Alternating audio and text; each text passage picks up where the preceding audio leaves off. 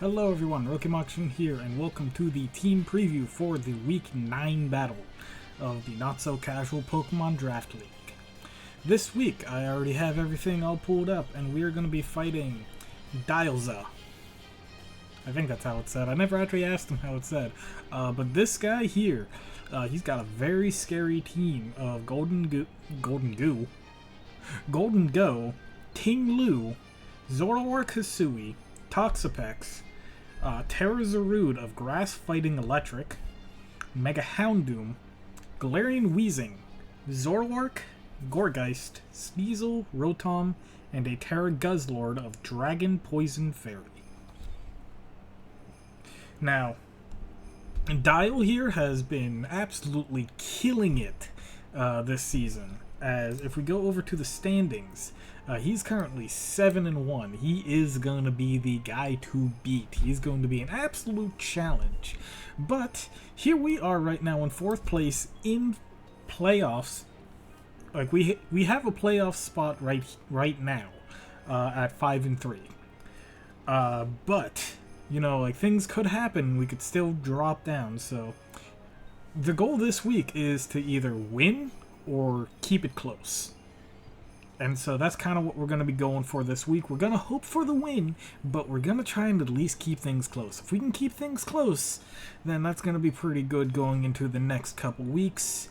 As next week shouldn't be all too bad. I've done a lot of prepping already for next week because I've had this week already prepped out and ready. Dial, we're doing this battle a little bit late because Dial was on a vacation trip, and he had a fantastic time, so I'm very happy for him to be able to take some time and enjoy himself. But he's got to come back, but he's back, and we are going to be having our battle tomorrow at the time of this recording. So the team that I'm going to be bringing this week will be consisting of this team here, and let's go into the team preview right now with, well, I forgot to hit the button. Up, scuff.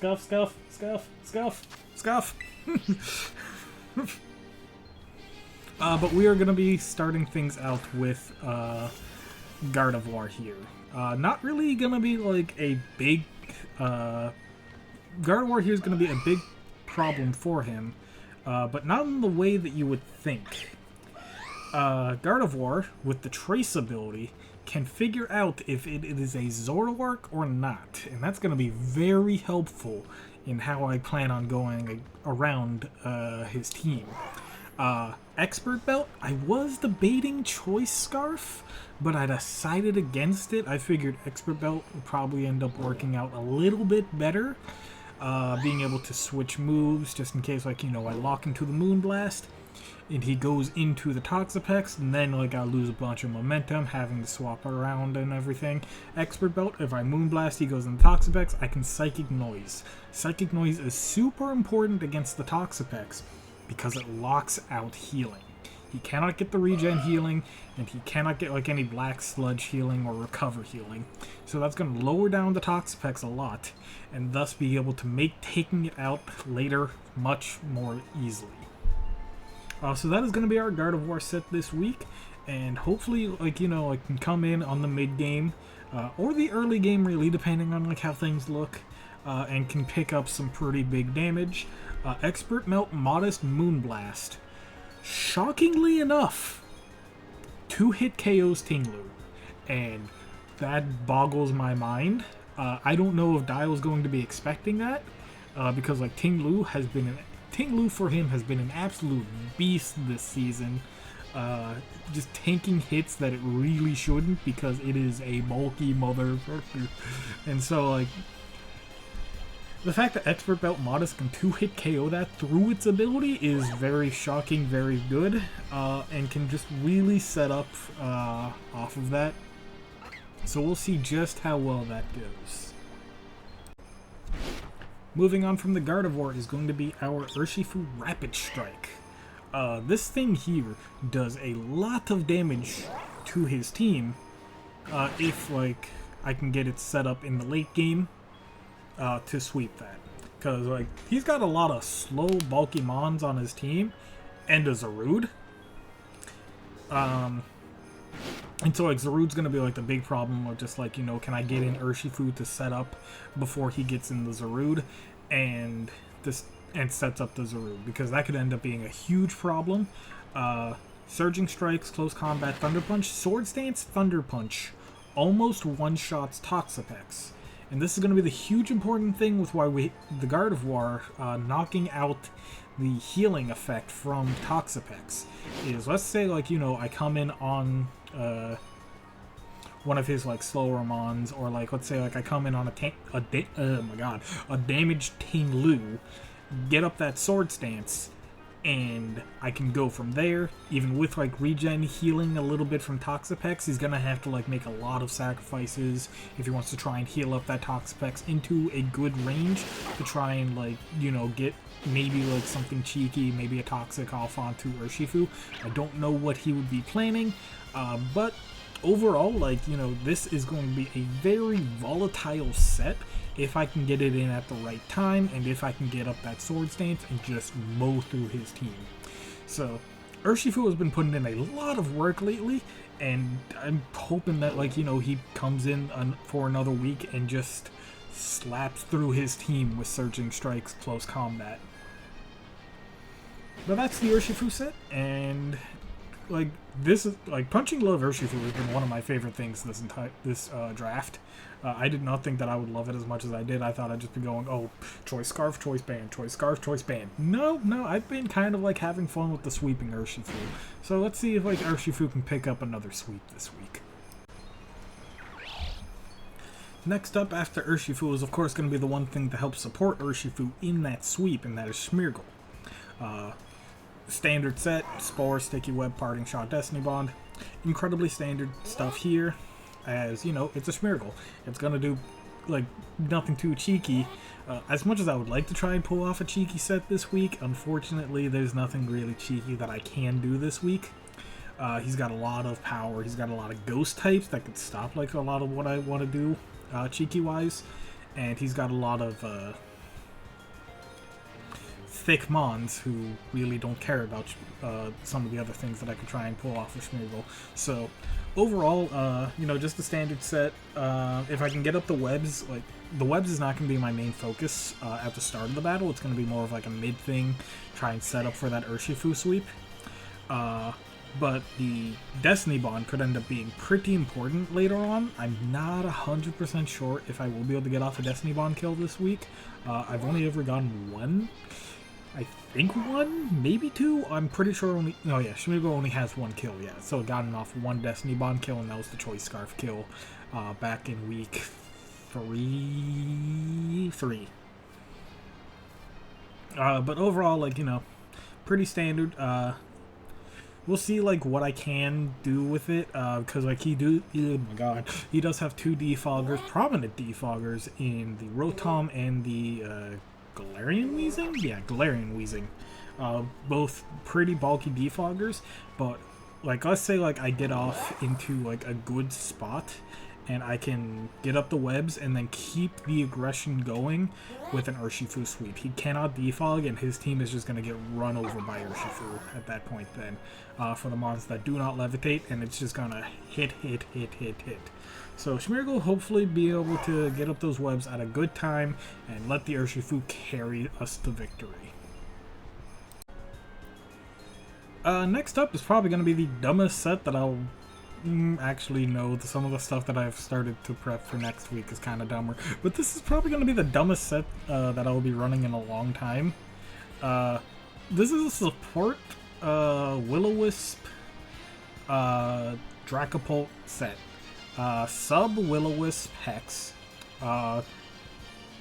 For some pretty good fun. It does do some pretty good help. Oh my god, it does help out a good amount for most of his team.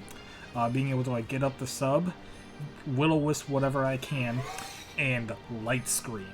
Dracopult does get both Reflect and Light Screen, and since Dio has a lot of heavy special attacking threats in both Zoroarks, Golden Go, a lot of his physical attackers are not like too big of a problem, so I decided not to run Reflect. I thought that his special attackers were more of a problem. So I've got some special bulk as well as light screen to really tank those special hits, and this is what might end up letting Urshifu set up for a sweep, is the combination of light screen, sticky web. So the fact that like this is something that could happen is going to be something that will probably throw him off his game, really. The 60 special attack for Hex to do, like, I think that's still 2-hit KOs Golden Go, or just has a chance to do it. While still outspeeding. I outspeed everything on his team with just 40 special attack Timid. Or special attacks, 40 speed Timid. And so I could put a lot of extra stuff into bulk. Dragon Bolt here is not really going to be the sweeper here. I'm focusing a lot on the Gardevoir and the Urshifu to do all my damage. So we'll see just how well that goes. Next up is Corviknight. This Corviknight set is actually going to be like a little bit on the interesting side, because this is a Corviknight set that can actually beat a lot of his ghost types. This loses to Galarian Weezing 100%, but the fact that, like, you know, Golden Go is normally a huge problem for Corviknight, it gets payback and assurance. And, like, let's say, like, you know, if I was running Stealth Rocks this week, he switches in Golden Go onto Corviknight, takes Stealth Rocks damage if he's not running Boots, hits an Assurance for 100 base for like 120 base power, I think it is, and kills the Golden Go. This is still a 100 base power Dark type move, so that's still going to be super effective, and it's going, I believe this one-shots Golden Go every single time. And then, of course, Roost Defog Body Press. Like I said, like, this loses to Galarian Weezing 100% of the time, but this comes in on Tanglu 100% of the time. So, you know, give or take. But, like, let's say, like, you know, he sends in the Galarian Weezing to fight the Corviknight. I can kind of, like, be able to play around that and be able to hopefully get in Urshifu onto, like, you know, the Weezing, and be able to set up the Urshifu there. If, like, you know, I have the light screen up from the Dracopult, that could help out even more, and be able to just sweep through his team. Or, you know, just play it slow. I've got a lot of bulk on both sides, and the payback also can deal with the Hisuian Zoroark as well. Being able to take those special hits really well, and be able to just fire off back with payback, basically one-shotting Zoroark, because that is squishy as all hell. Same thing with the body press onto the other Zoroark, the dark type one. So, like, you know, if he brings them both, like, it's going to be like a little bit of like mind games on, like, you know, which one he has in, but I can pay back safely into body press and take like no damage because I've got bulk on both sides of the spectrum. So Corviknight going to be a huge threat for a lot of his special attackers this week, and hopefully just a huge threat in general towards the mons that he thinks can just stay in on Corviknight and deal with it. So we'll see just how well Corviknight runs, and we'll see just how well this goes. And then the last member of the team to round this out is Dragalge. I wanted something that could probably end up like coming in on Zarude and hazing away his bulk ups as a last-ditch effort. And I thought Dragalge was going to be perfect for that. I don't need to really outspeed the Zarude if I can just remove its stats, and then I can worry about it later, try and, like, you know, get rid of the stat boost with Dragalge, and then send in Corviknight to kind of like try and ship it down. He does have healing and jungle healing, but like, let's say, like, you know, I've got the pressure on Corviknight, I can slowly or pretty quickly deplete the power of the jungle healing, and thus like be able to keep up the pressure. If he runs out of healing, then he cannot heal anymore, and thus, you know, he ends up unable to really set up as much as he would want. Now, the important thing about this Dragalge here is the fact that it is 12 speed with Flip Turn. Dial has never run any speed EVs on his Tinglu, so the 12 speed EVs here on Dragalge outspeeds Tinglu, which is very important because, let's say, like, I have Dragalge out, he brings in Tinglu, and, like, let's say, like, I fire off a Draco Meteor to do, like, a ton of damage. The Tinglu's going to eat that hit super well, and then, like, he's going to either, like, try and set up rocks, or, like, thinking he's faster than Dragalge, throw out an Earthquake and deal out tons of damage to Dragalge. Then, but because I'm just 1 point faster, I can flip turn out with Dragalge, send in Corviknight, and be able to take an incoming Earthquake, or be able to assess the situation if I want to defog away the Stealth Rocks that he has set up. So, the 12 speed is going to be super important. Dragalge, I think, is going to be our dedicated lead this week. It's either going to be Dragalge or Gardevoir. Both are pretty good leads. Toxic Spikes, he cannot remove the Toxic Spikes by sending in a Pokemon, I believe. Actually, no, he does have Toxapex. I was thinking he only had the Galarian Weezing to be able to do it. But he would then be running Neutralizing Gas and not Levitate. But he does have the Toxapex to be able to take care of that. So unfortunately, he does have one other way of taking care of it. And he's most likely going to have the Toxapex, but sometimes having the Toxic Spikes out can force out a Pokemon that I want out. And so, like, let's say, like, I have the Toxic Spikes out, and he's forced into going into Toxapex because he does not want, like, say, Hisuian Zoroark to be poisoned. So I can kind of play around that, and thus, like, Toxapex is in, I can send in either Gardevoir to, like, do huge damage to the Toxapex, or I could have Urshifu do out a setup into a sweep from there, depending on if the Toxapex is chipped or not.